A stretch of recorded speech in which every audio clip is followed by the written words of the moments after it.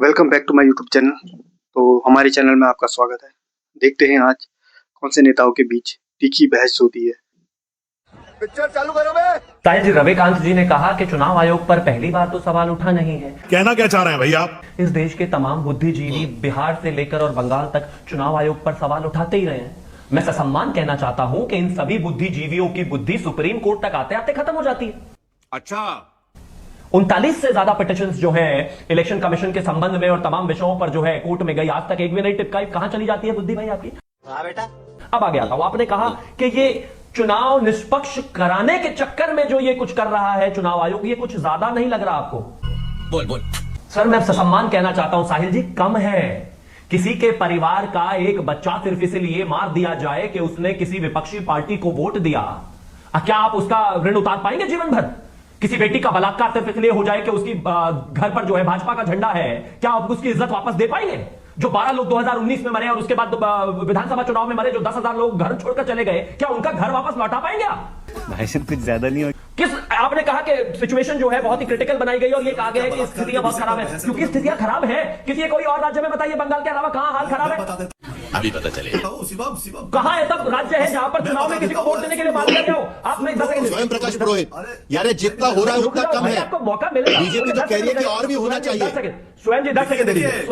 10 second उसके बाद स्वयं प्रकाश पुरोहित बात करेंगे। 10 सेकंड दे दीजिए। 10 सेकंड गिर के 10 सेकंड मात्र 10 सेकंड, मात्र 10 सेकंड। Thank you.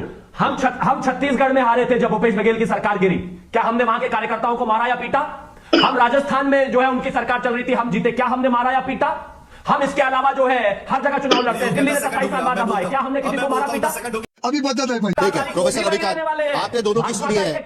आज की स्थिति में दो चीज पर आपकी जल्दी से मुझे टिप्पणी चाहिए। कांग्रेस पार्टी की टिप्पणी इस पर बहुत जरूरी है। लेवल प्लेइंग फील्ड किसके लिए नहीं है, बीजेपी के लिए या टीएमसी के लिए? नंबर 1। नंबर 2, ईडी की रेड पर आखिरकार आज सुप्रीम कोर्ट की टिप्पणी, ये क्या बताती है? अभी सूरत से साहब स्पेशल ट्रेन चलाई जा रही है, तमाम जगह से लोगों को लाया जा रहा है, क्या ये मॉडल कोड ऑफ कंडक्ट का वायलेशन नहीं है? हमको नहीं पता। प्रधानमंत्री जी की भाषा क्या रही है, गृह मंत्री जी की भाषा क्या रही है, आज ही इस चुनाव में ही नहीं, इसके पहले के चुनावों में। लेकिन रविकांत जी, मैं आपसे इस पर एक बात मैं पूछना चाहता हूं। अगर वीडियो पसंद आए पता है कि बंगाल के कई सारे लोग कीजिएगा। बाहरी राज्यों में काम करते हैं, मुंबई में करते हैं, सूरत में करते हैं, देश के अलग अलग हिस्सों में काम करते हैं। अगर उन्हें वोटिंग देने के लिए अगर वापस बंगाल जाना है तो क्या नहीं जाना चाहिए? मैं तुम्हें अभी समझा। और जब मैं बंगाल गया था तब देखा कि पहले से ही लोग वहां पर आकर बैठे हुए हैं वोट करने के लिए।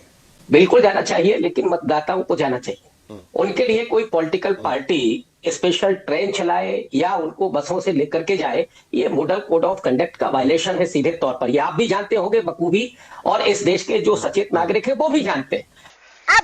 लेकिन भारतीय जनता पार्टी का न कोई सिद्धांत है और चुनाव आयोग पार्टी की तरह एक काम कर रहा है। कौन कह सकता है कि साहब चुनाव आयोग निष्पक्ष है? एसआईआर को लेकर के क्या सवाल नहीं है? आपने इतने लाख लोगों को चुनाव से वंचित कर दिया। ये कैसे हो रहा है कि जब एसआईआर की प्रक्रिया पूरी नहीं है और आप चुनाव की तारीखों का ऐलान कर, वो ट्वीट अभी लोग भूले नहीं होंगे अमित मालवीय का, जहां तारीख है पहले अमित मालवीय बता देते हैं, चुनाव आयोग तारीख बाद में देता है। इतने तेजस्वी लोग हैं इस देश के लोग ना अंधे हैं ना बहरे हैं, ये भूल जाए। हाँ, ये जरूर है कि आपके हाथ में चूंकि सत्ता है तो आपके हाथ में ईडी सीबीआई है, आप सबका दुरुपयोग कर रहे हैं। सही पकड़े हैं।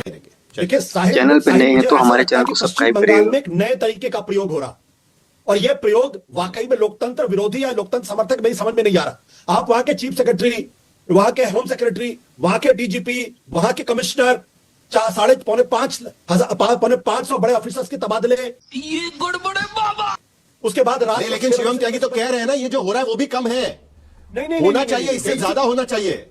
इसीलिए मैं कह रहा हूं कि ये जो प्रयोग पश्चिम बंगाल में किया जा रहा है, यह प्रयोग देश के लिए बहुत अच्छा है या घातक है, देखने की बात है। अगर यह प्रयोग कामयाब होता है तो पूरे देश के लोकतंत्र के लिए एक बहुत बड़ा सवाल खड़ा हो जाएगा। शर्म करो शर्म। क्या आप ऐसे भी चुनाव करा? सबसे बड़ा सवाल है शिवम त्यागी।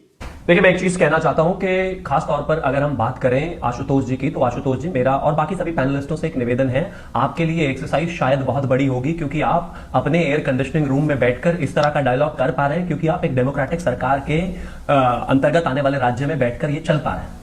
अच्छा, वरना तो अगर आपने बंगाल में होकर इस तरह की बातें करके भारतीय जनता पार्टी का झंडा लगा दिया होता या वोट डाल दिया होता, तो परिवार में से कोई एक व्यक्ति चला गया होता, तब आपको समझ में आता इसका वैल्यू क्या है। मैं फिर से वही कह रहा हूं, 60 लोग मरे 21 में, 19 में मरे अप्रोक्सीमेटली 15 लोग, उससे पहले 16-17 में 12 लोग। इनके परिवार वालों को और जो परिवार के 50,000 लोग माइग्रेट कर गए, उनके लिए कोई जवाब है या मुंह में दही जम गई है? चढ़ा समझाओ इसे। मैं पूछ रहा हूं, जिस दिन आपको किसी को वोट देने के लिए घर से निकालकर पीटा जाएगा, तभी बंगाल की बात समझ में आएगी क्या? और आगे आना चाहता हूं मैं, 10 सेकंड और दीजिएगा। एक बहुत बड़ी बात राजनीतिक पार्टी के कार्यकर्ता होंगे तभी आप समझ पाएंगे। थोड़ा सा जल्दी से जवाब दीजिए शिवम, दोबारा आऊंगा आपके पास। नहीं, सुन लेते ना, आपने कहा कि इसी में बैठ के बोल रहे हैं, एक बार जवाब सुन लेते हैं ना प्लीज। आशुतोष जल्दी से, फिर शिवम देखिए ये खुलेआम लोकतंत्र का गला घोटने की कोशिश है और इसको जस्टिफाई करने की कोशिश की जा रही है। बंगाल को बदनाम करने का प्रयास नहीं किया जाना चाहिए। चली ना। बंगाल विवेकानंद की धरती है, बंगाल महर्षि अरविंदो की धरती है, बंगाल रविन्द्रनाथ टैगोर की धरती है, बंकिम चंद्र की धरती है। बात तो सही। करते करते कहीं राज्य बदनाम ना हो जाए। बंगाल का अपमान है। 30 सेकंड है, 30 सेकंड है आखिरी। Thank you. राज्य बिल्कुल बदनाम नहीं हो सकता। 10 सेकंड।